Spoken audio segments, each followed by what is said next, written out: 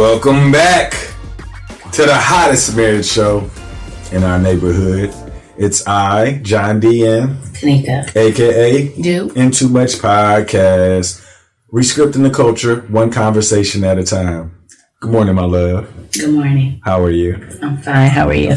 Wonderful. Thank you for asking. What's on your mind this morning? I guess what's on my mind this morning. So our one of our kids is away at a camp. They've been away for 2 weeks of a 3-week stay. The first week was rough, and it's interesting to. So essentially, they're experiencing that homesickness that freshmen get when they leave and go to college, but it's a lot more prematurely than most people would have to deal with. Yeah. So I've fought back all of my desires to baby the baby of the house while he's out doing the most grown up of the three right now, of just being completely ripped. Why I said ripped? That makes it so separated from his family for the first time by himself. And so we let the first week go. It was not a good week, and he was definitely saying, this isn't what I want to do. And it's not a cheap experience, but it's not something that will break a bank. But it's enough for him to think about, we're spending money to figure out what is and what isn't his interest. Yeah. And so he's away. And in the first week, he was like, this isn't it. This isn't what I want. And I remember the first message he sent me. He said, you guys spent X amount of money to find out that I don't even like this. And I was like, but that was the point. I think that he was afraid that we had wasted money sending him to this place, because this was an interest that he'd always said he'd had. When he was younger, he used to love to build and do all kinds of things. And so we were like, this might really be it. And we did a free one last year. And this year we're like, okay, we're going to invest some money into something more. What is the word I want?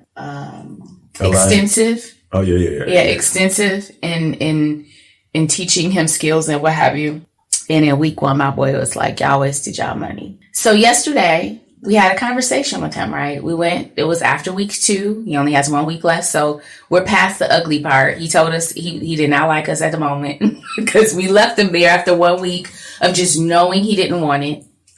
But when he got in the car yesterday, we went to go have dinner with him.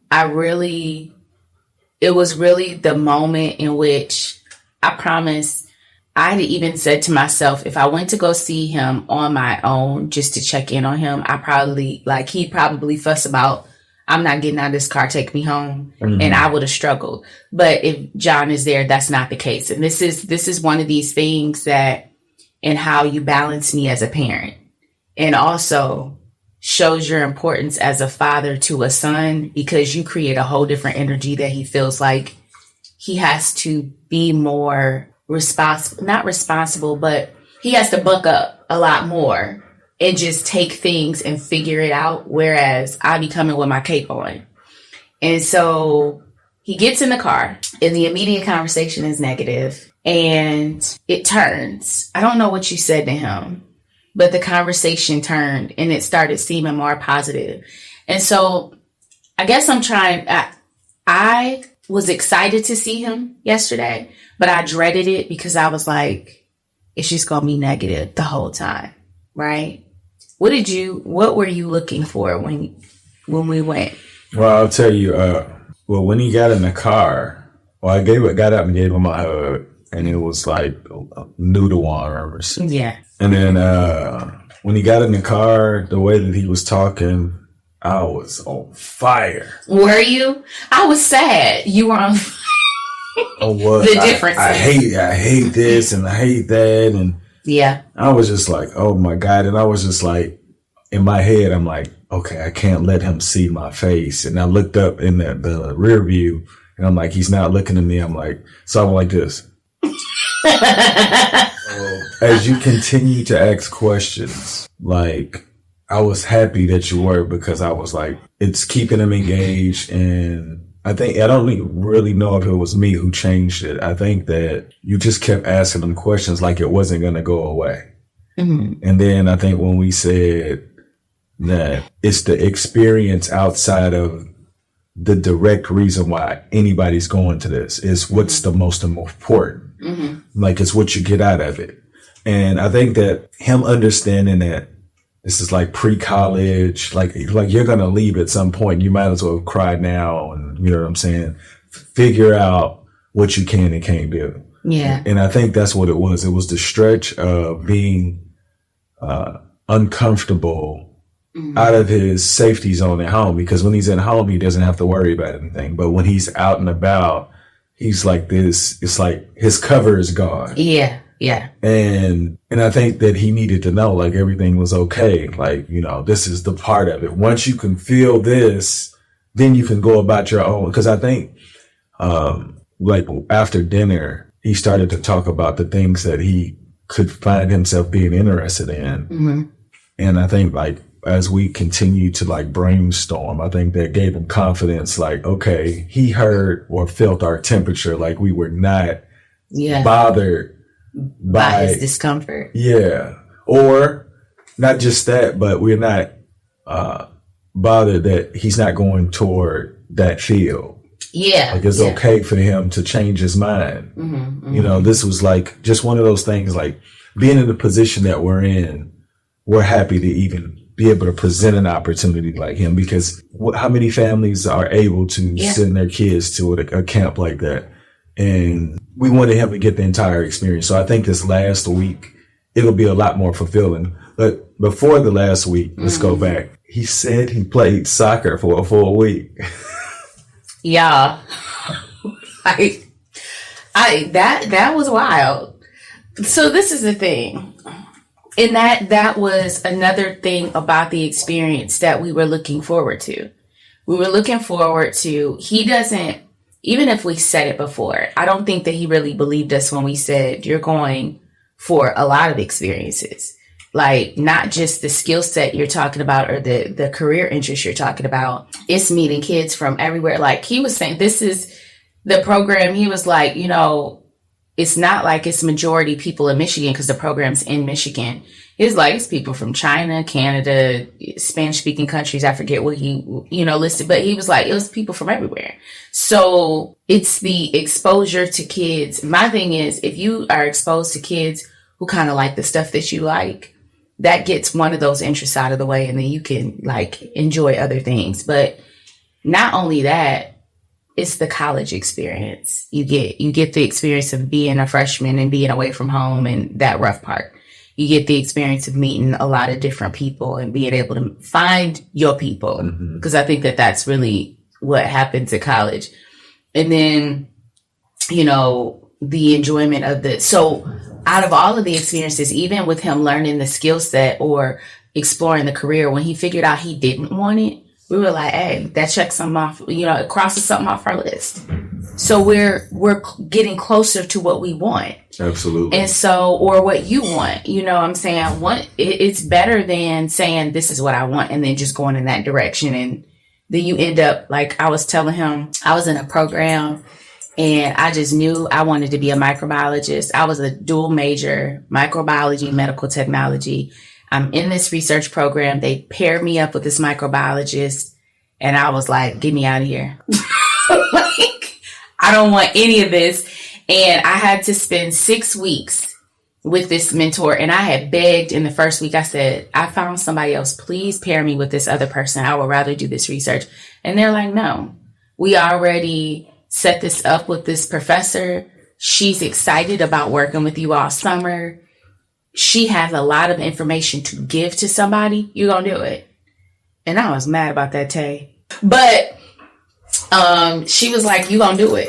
And I went through the whole 6 weeks. And even though I knew I didn't ever want to do that again, I knew something. And that was good for me. For sure. And so he was sitting in the back and I'm explaining this after he gave us all of his I don't likes. And he was quiet for a second. And then we started asking more questions. eventually the conversation became more positive. But I think one of the biggest things is just saying it's still a success. Yeah, for sure. I don't want to get too far and lose my thought. I wanted to ask you, how difficult was it for you to not continue to try to cover him last week? Oh, shoot. Yeah. I felt so inadequate as a mother because one, it's just like, and I was trying so hard to be super mom, and I was just feeling horrible because one, and it's the weirdest thing. So we had a torrential downpour in Michigan last week, and he sent me a picture soaking wet, and he was like, I need an umbrella, like fast. And I'm like trying to find somebody who could deliver something to him in the next couple of hours while he's in class. And it gets to him. He's like, this bed is so uncomfortable. And he's been having trouble with his sleep. And I was trying so hard to figure out what was going on with his sleep so that he would have better sleep. And it's a college mattress, you know what I mean? And it was like, it took everything within me to not just say, okay, well, let me go down here and just go to the store and start buying some stuff and make him more comfortable. But I knew this is where the check came in. I wasn't taking that car nowhere, and you wasn't going to know where it was going. And then you were going to be like, don't you dare go down there and get him anything. He has to figure it out.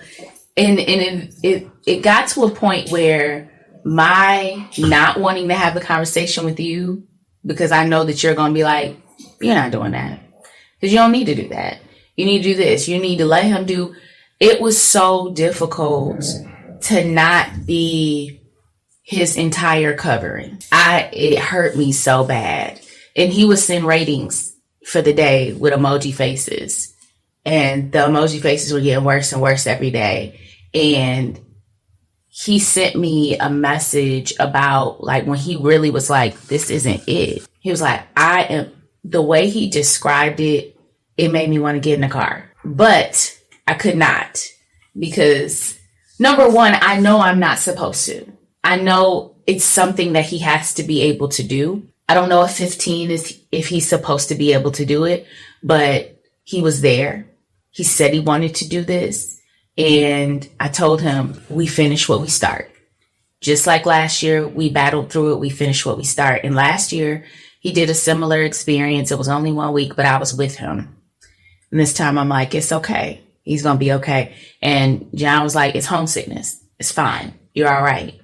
So the only real thing that it was really, really hard for me. And trust me, if you were not here, I would have been there. I would have at least been there and been like, let me just go take you out to lunch to kind of just like hear you talk and da da da da. And that mug would have been like, I ain't getting out this car. I mean, he might not have said that. However, that was where my check came in, because I wasn't going to be able to explain away hours away out of nowhere.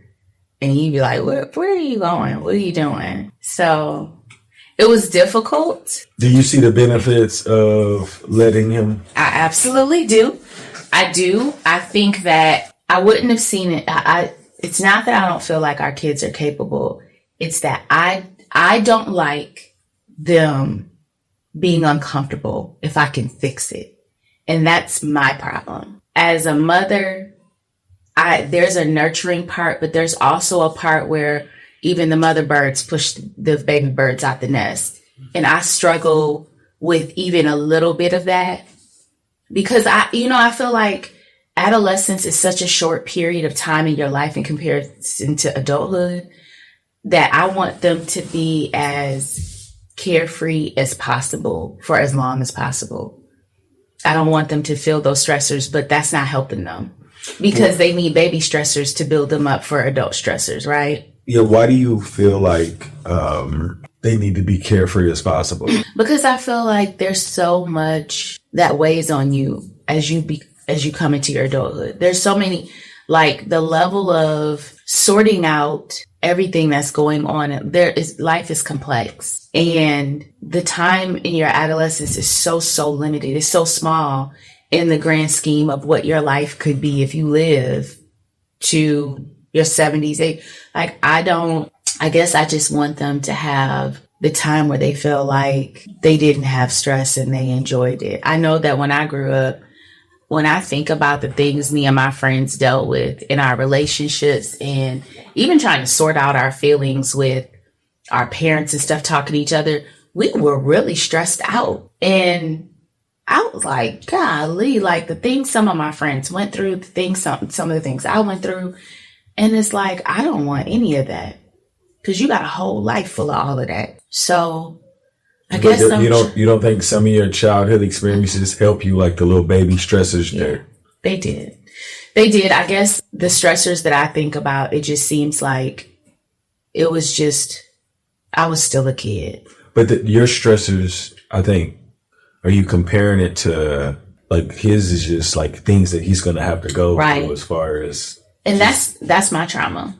I'm sorry for cutting you. No, you're right. Like, I just was wondering if you were considering, like, even if it is your trauma, like, this can't kill him. Right. And you were having stressors because you were probably exposed to a little too much too soon. Absolutely. And that's the thing. My trauma has developed this fear that I am like always trying to make sure that they have the least amount of adversity as possible, the least amount of stress, the least amount of adult decisions to have to make, because it wasn't like I didn't need to make those decisions when I was younger. I knew when I saw stuff that I was probably not supposed to be involved with it, but I did it anyway. And I love that they're not caught up in a lot of adult like activities. Like, they're not distracted by a lot of the things we were. So that's great. But my fear, and that's my problem, I placed the experiences I had and the fear that I developed on saving my kids from it, where I'm just like, I close in their circle as much as possible. Yeah. And this stressor isn't even a bad stressor. Like, being away from home for a week, 2 weeks, 3 weeks, that ain't even. Unless he's like getting bullied or like something that makes him feel unsafe. But outside of that, it's just the experience of being detached. Yeah. And that was one of the things I did check when he texted me. I said, is this something that I need to speak to an adult in the program about in regards to you and another adult, or you and another student? Mm-hmm. And he was like, no. And I was like, okay. Yeah, you're okay. You're okay. Yeah, you all right then. Yeah. So that was the only thing about it. And I do believe that is probably the question that put me at bay. Like, I was just like, oh, you tripping. Yeah. Like, if his safety is good, he just need to go through He's just uncomfortable. That was a great question to ask, though. Yeah. And I think that's how parents, we take our fears and we place them on. It creates these barriers that it doesn't even have to, because these kids they're different. They're different than, at least our children are different than who we were growing up. And the challenges that are placed for them are good challenges. And that's why I felt okay. I felt like I was holding myself like, Kanika, don't do it. It'd be different if I felt like there was a struggle, like people were mistreating him or whatever. Then I'd have been up on that road and John wouldn't have been able to hold me back. But the challenges aren't danger. But I see, like, when I look back at some of the things, my mom didn't even have any idea. The way I presented things, she was like, oh, she's good. The way I thought, my process, that she was like, she can manage it. There was never, my friends were like, we were good students. We stayed out of trouble. But the things I found myself in, if my mom would have known, she would have been snatching me up off the streets, like, immediately. And the decision, because she wouldn't have wanted me to make those decisions. I think any mother, for the most part, yeah. She wouldn't have wanted me to make any of those decisions. And so for me now, I'm like, I know who I was. So let me prevent that from my kids and parent them according to how I would. I don't even have to do that. Yeah. These kids are different. I love that, though. But my fears and my overprotectiveness could cost my kids a lot of really good lessons. And I don't want that. But I'm glad that you're here, because you tend to stop all of that. Well, I think I stop certain things, but you give them things that I wouldn't give them to like the nurturing they need, because like I didn't have any of it. So I'm like, I'm straight, but you know, like I could have been better. So I think that the complementary aspects of both of us give them the best chance of transitioning into the real world. And you know what? That brings me to a thought somebody was saying. They said you don't want your partner to be in agreement with you. You want them to be in alignment with you. So we're not going to, if we have a problem, you and I are not going to both do the same thing to solve it. We're going to align our skills in order to solve it. We have the same vision of what we want, our end goal. And so we're going to use what we have. We're aligned. And a lot of the times, like, I don't agree with how you deal with something. You don't agree on how I deal with something. But when we're dealing with it at the same time, it gives us the result we want. I think because we can ask each other enough questions to be like, okay, what is the result we're looking for if we do this? And I think we can typically get to what we want, like where we like, okay, because if you don't have the other perspective, you can't find a way to get it better because you already think this is probably the right way. Yeah. And I agree with you. I think that's probably the takeaways I got from this week were there was a woman who said that her son said he was angry with her because she spent all her time trying to protect him from stuff, and now he's a man and he can't think his way out of a bag, basically, because she did it all. So now when he's facing real challenges as a man, he can't even do anything. Like, he doesn't even know how to think himself through it. And that's a tough position for a mother to find that out. But all we want to do is protect. Oh, I know. I get it. But she was saying she stood alone, parenting. But there was no man. Oh yeah, there was no man. Yeah. And so it really, like, I definitely am happy that you and I are aligned in how we move, but we're not in agreement, because sometimes our kids need both sides. Absolutely. They need to see it both ways. Like, I think he needed the nurturing, but I think he also needed the presence of saying, you're going to push through this anyway. I mean, it's necessary. So glad you're around, player, because I was about to be on the road picking up a kid. Well, I'm glad you felt like we made the right decision by doing what we did. Yeah. I do want you to know, I sent him a message this morning, also let him know that I was proud of him, and, letting him know, like, this transition of being detached from your family is a major step for any kid, like, thinking about leaving, because at the end of the day, I don't want you to think that you failed because you came back home or whatnot, but I want you to be prepared. So you going through this experience it can only benefit you. Yeah. And that's the other thing that I hope he takes from that is it was just that it can never, an experience cannot be a waste of money if you came out with something, like, whether it's to say, I do want to do it or I don't. Yeah. Whether it's to say, I did like this part, or I met this person, or this was cool. To me, I don't know how an experience can't be a waste in this instance. We're investing in his exploration. It's not in solidifying him in one spot. For sure. And so, and I think about that with a lot of experiences, those who are not detrimental or hurtful to anybody. Even if it doesn't give you what you want, if it gave you something, then it was worth it. Absolutely. Yeah. Anybody you want to give a shout out before we get out of here? I give a shout out to the son and to all of the kids who traveled, like, from all over the world to all come together. Like, I commend them. I didn't have that in me as a kid to leave my country. So, all these kids that are seeking out what to do next, y'all ahead of my game. I wasn't on that. So shout out to y'all. Yeah, for sure. I do want to say, I want to shout out to the son also, because he did say that he noticed that a lot of those kids were not taking the program seriously. And he was like, this is cost too much for them to not be taking it seriously. He was like, the kid that came all the way from China, it was like, it's just a waste of money the way that he's in here. And I'm like, you just do what you need to do. It's great that he has this, because he doesn't like it, that he's not taking it seriously. So that's pretty dope. So shout out to him and his understanding of, I have to do it anyway because I asked for this. And making the most of an investment and experience. Sure. Yeah, absolutely. Y'all make today better than yesterday. Don't worry about anything you can't control. GATA, get after that action, or that action will get after you. Be great on purpose.